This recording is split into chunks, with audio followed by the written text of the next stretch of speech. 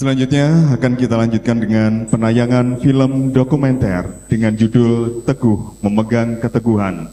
Sebuah kisah tentang perjalanan hidup Profesor Dr. Haji Teguh, Magister Agama, yang nantinya juga akan kembali dilanjutkan dengan pidato pengukuhan guru besar.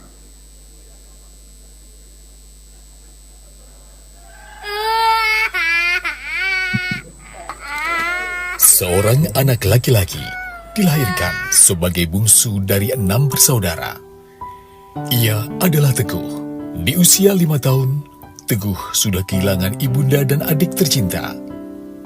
Tinggal berdua dengan kakaknya di gubuk bambu. Ia belajar arti bertahan di tengah kesengsaraan. Ayah saya tidak ada di rumah, kemudian saya hanya tinggal berdua.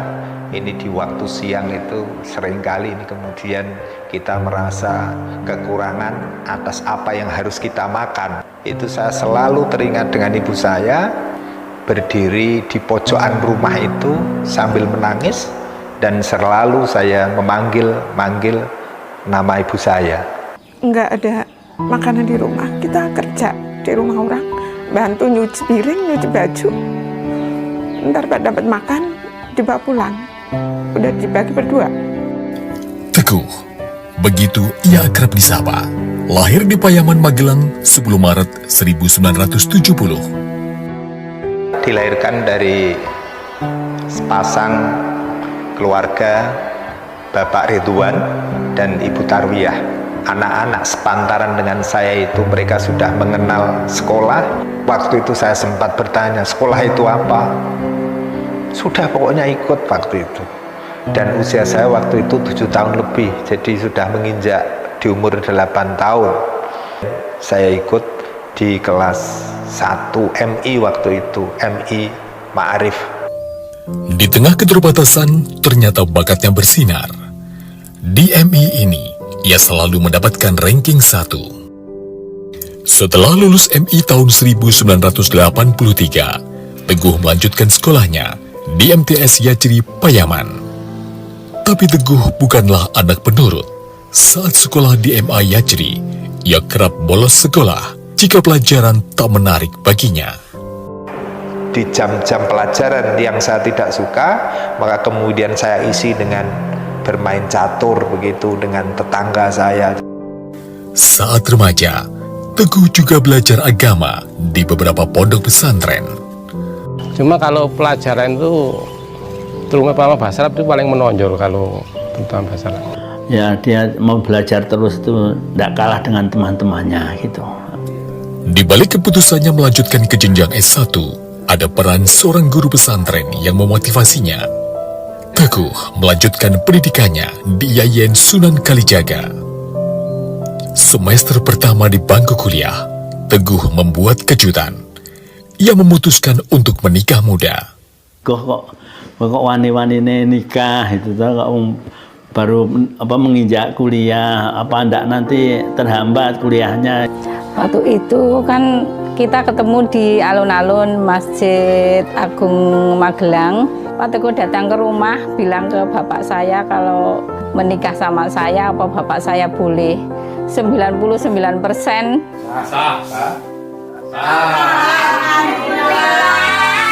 Menikah dengan gadis asal Magelang dan kini dikaruniai 3 orang anak. Sambil kuliah, Teguh mengajar di Manyajri untuk menghidupi keluarganya.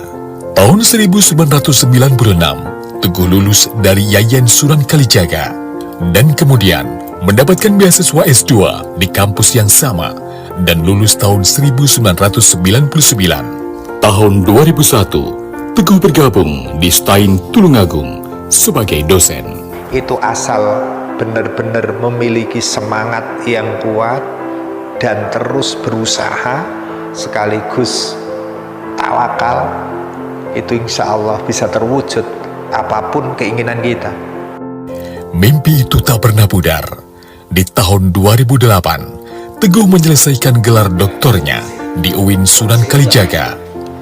Sebagai akademisi, ia aktif meneliti dan menulis puluhan karya ilmiah yang menghiasi jurnal nasional maupun internasional.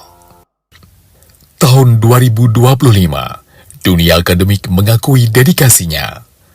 Dr. Teguh MAG memperoleh jabatan akademik sebagai guru besar dalam bidang ilmu filsafat agama.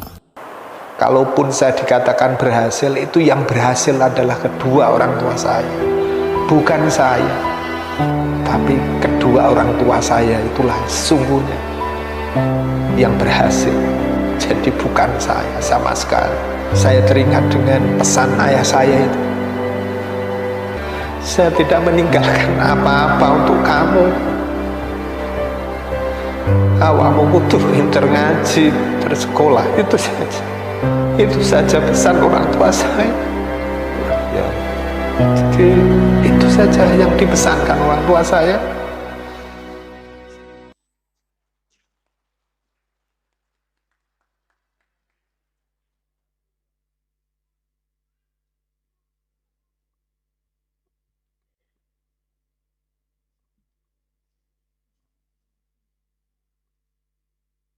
Bismillahirrahmanirrahim. Assalamualaikum warahmatullahi wabarakatuh. Alhamdulillah, salatu wassalamu ala rasulillah, la hawla wa la quwata illa billah, amma ba'da. Tidak menghormat, tidak mengurangi rasa hormat saya kepada seluruh hadirin semua. Perkenankan, di sini saya ingin menyampaikan ide maupun gagasan saya terkait dengan pengukuhan guru besar saya yang saya beri tema filsafat agama antara Islamisasi Jawa dan Jawanisasi Islam. Alhamdulillah, pada kesempatan pengukuhan ini juga saya paling bontot, jadi terakhir ke bagian terakhir. Itu artinya pas ke bagian doa sebagai perwujudan dari Islamisasi Jawa. Jadi saat Islam itu datang utamanya ke Jawa, maka yang harus bijaksana waktu itu adalah penyebar Islam. Jadi budaya yang ada di Jawa waktu itu dibiarkan begitu saja, bahkan terus dipertahankan. Hanya saja kemudian nilai-nilai Islam itu secara pasti dan masif dimasukkan ke dalamnya.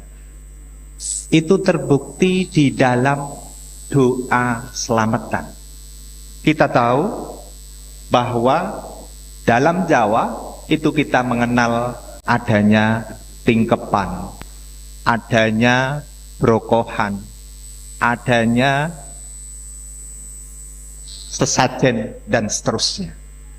Tapi semuanya itu kemudian dimasuki dengan doa selamat. Jadi selamatan itu kemudian merangkul seluruh budaya yang ada. Bahkan sampai detik ini, jika kita menyaksikan orang-orang Jawa Tulen sekalipun, artinya mereka tidak mampu membaca tulisan Arab sekalipun, saya yakin sebagai seorang tokoh Jawa itu mereka pasti menghafalkan doa selamat ini. Mengapa begitu? Doa selamat yang harus ditanamkan. Ternyata di dalamnya itu ada rahasia terselubung yang luar biasa. Karena ternyata di dalam doa selamat, di dalamnya ada 10 permintaan kita kepada Tuhan. Dan dari 10 permintaan itu tergambarkan di dalam jari-jari kita di saat berdoa. Jadi permintaan pertama kita dalam doa selamat itu, Allahumma inna nas'aluka salamatan fid din. Permintaan 1. Wa afiatan fil jasad, wa ziyadatan fil ilmi, wa barokatan fil rizki, wa taubatan qoblal maut, wa rahmatan indal maut, wa maghfiratan ba'dal maut, hawin alaina fi sakaratil maut, wan najata minan nar, wal afwa indal hisab. Luar biasanya ketika itu para pendakwah Islam. Ini bukti adanya Islamisasi Jawa. Nah, untuk berikutnya, setelah Islam itu merebak luas di Jawa ini, maka kemudian yang wajib bijaksana di sini adalah orang Jawa itu sendiri harus bijaksana.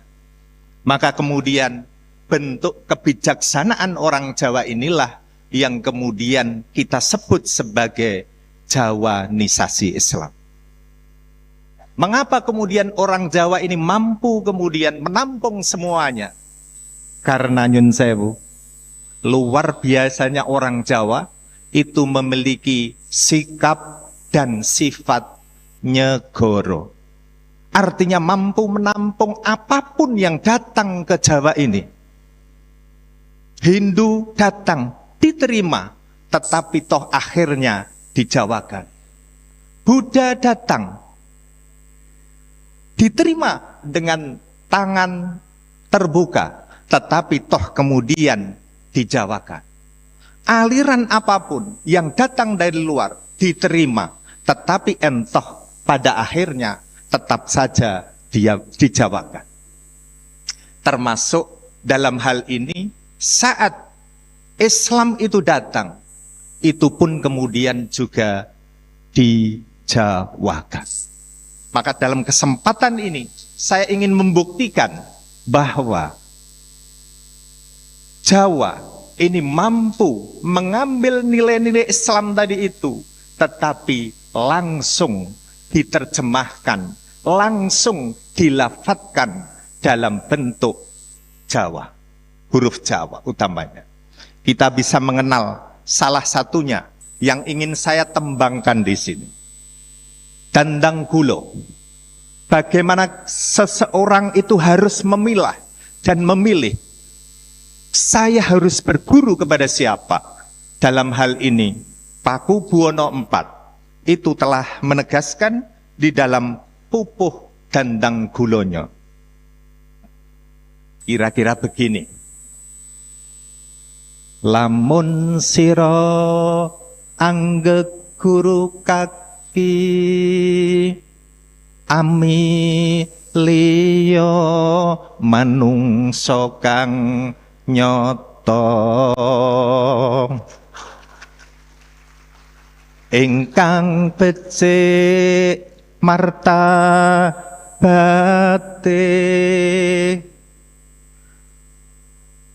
serta kang weruh hukum. Itu kalau cengkoknya dipanjangkan gitu ya. Kang ibadah kelawan ngirai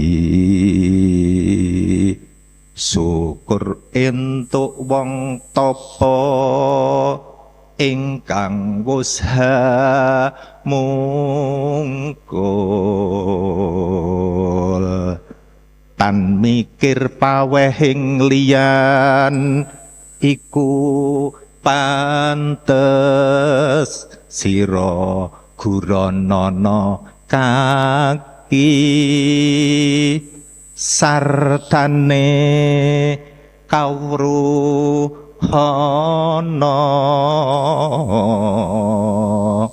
Terima kasih.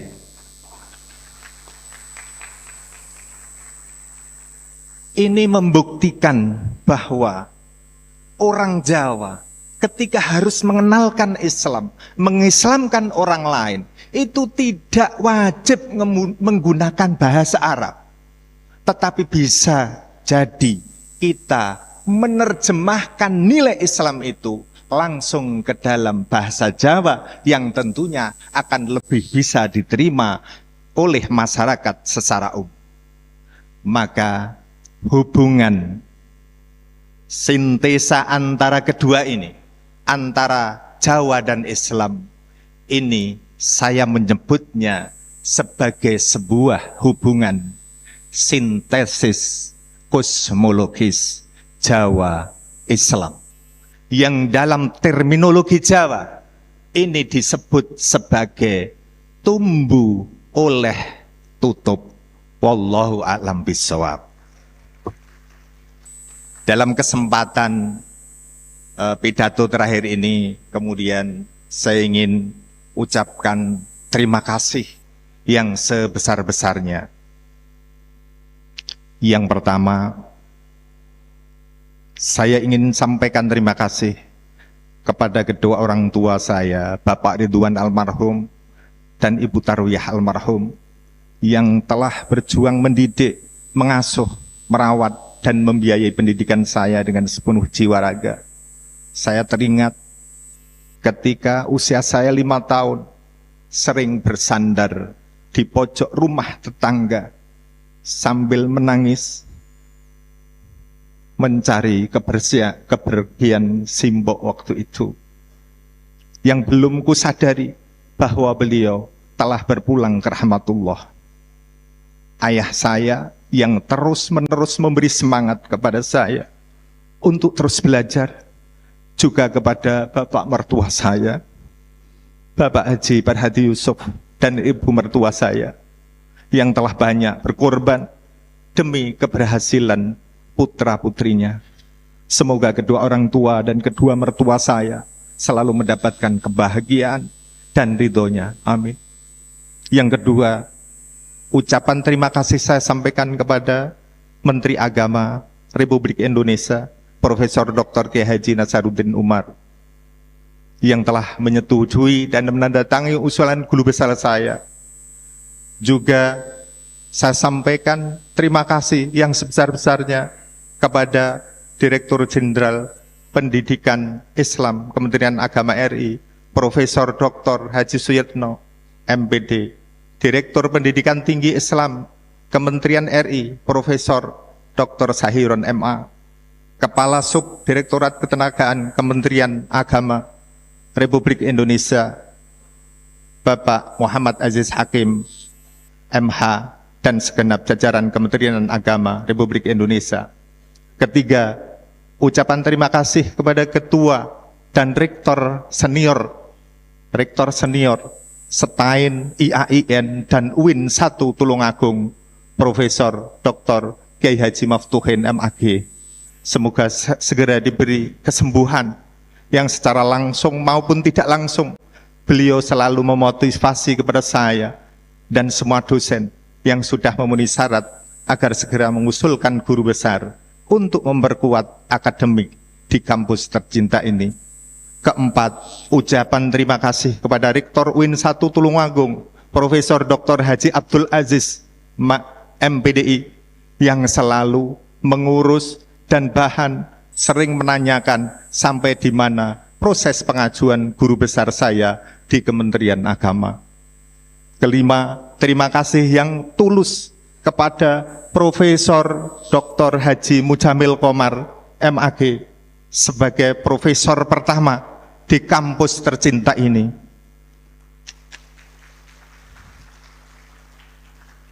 Sekaligus sebagai ketua tim Komisi Etik yang telah mengawal pengajuan guru besar saya sampai berhasil. Keenam, terima kasih yang tulus saya sampaikan kepada Ketua Senat. Ketujuh, terima kasih kepada Direktur Pascasarjana Profesor Dr. Haji Ahya MAG dan Wakil Direktur Pascasarjana Profesor Dr. Haji Ahmad Tanjeh dan seluruh jajarannya. Kedelapan, saya ucapkan terima kasih kepada guru-guru saya yang menjadi pendidik dan penuntun saya dalam menuntut ilmu, dalam mencapai gelar akademik tertinggi ini. Para guru MI Ma'arif, guru MTS, dan guru MA Yajri Payaman Magelang. Juga kepada para kiai saya, Kiai Haji Ahmad Hafid almarhum, Kiai Haji Mansur Ismail almarhum, Kiai Mudakir Tolhah almarhum, Kiai Haji Sabikun almarhum, Kiai Haji Mudris almarhum, Kiai Haji Abdul Hadi almarhum, Kiai Haji Muhaiminan almarhum, dan seluruh guru-guru saya. Kesembilan, terima kasih kepada dosen saya S2, S1, S2, IAIN Sunan Kalijogo Yogyakarta, dan para dosen S3 UIN Sunan Kalijogo Yogyakarta. Jurusan Studi Islam, Bapak Profesor Dr. M. Mahasin, MA, Profesor Dr. Amin Abdullah MA, Profesor Dr. Haji Simoh MA almarhum, promotor disertasi saya, Profesor Dr. Marsono, dan Profesor Dr. Iskandar Zulkarnain. Juga kepada seluruh dosen yang telah membimbing saya. Ke-10, terima kasih kepada para pembina saya, para kiai saya, PCNU Tulungagung utamanya. Kepada beliau, Kiai Haji Hadi Muhammad Mahfud, Kiai Haji Mahrus Maryani, Kiai Haji Muhsan Hamdani, Kiai Haji Bagus Ahmadi. Demikian juga kepada Kiai Haji Abdul Hakim Mustafa, Kiai Haji Maksum Farid almarhum, dan segenap jajaran pengurus Tangfidiyah serta pengurus MWC NU Kabupaten Tulungagung.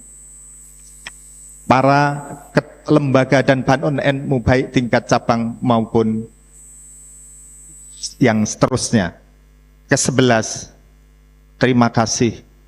Terima kasih yang tak terkira saya sampaikan kepada istriku tercinta, Hajah Nur Trisnani, yang telah dengan tulus ikhlas mendampingi saya semenjak semester 1 S1.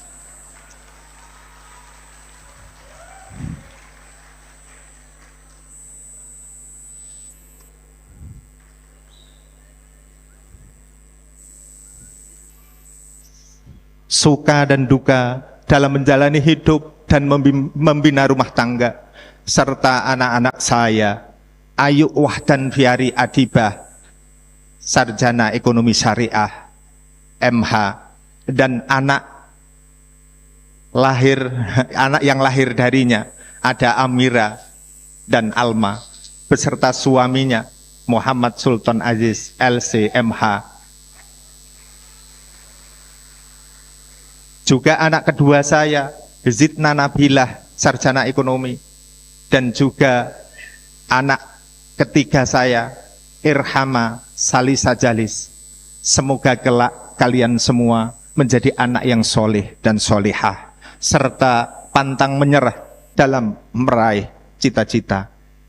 Terima kasih juga saya sampaikan kepada kakak kandung saya, Mas Untung Mahrus almarhum, beserta istri dan anak-anaknya, Mas Soim beserta istri dan anak-anaknya, Mbak Kunifah beserta suami dan anak-anaknya, Mbak Milfah yang mendampingi saya di waktu kecil di dalam film tadi. Kepada adik ipar saya, Nur Taufik beserta istri dan anak-anaknya, kepada adik Amin Nurdin beserta istri dan anak-anaknya, adik Nur Safaat almarhum beserta istri dan anaknya. Semoga senantiasa diberi kesehatan, keberkahan hidup, dan dirahmati oleh Allah Subhanahu wa Ta'ala. Kepada para keponakan saya, semoga jejak pendidikan yang Pak D dan Pak Lek lakukan ini bisa menjadi inspirasi bagi kalian semua. Terakhir, ke-12, terima kasih kepada Mas Agus Widodo dan tim 1 TV yang telah bekerja keras mendampingi proses pembuatan film dokumenter untuk pengukuhan ini, yang kelengkapannya masih menunggu waktunya. Hadirin yang dirahmati Allah Ta'ala, demikianlah yang bisa saya sampaikan. Kurang lebihnya mohon maaf yang sebesar-besarnya. Wallahul muwaffiq ila aqwamit thariq. Assalamualaikum warahmatullahi wabarakatuh. Hadirin yang berbahagia, selanjutnya akan kita ikuti rangkaian prosesi pengukuhan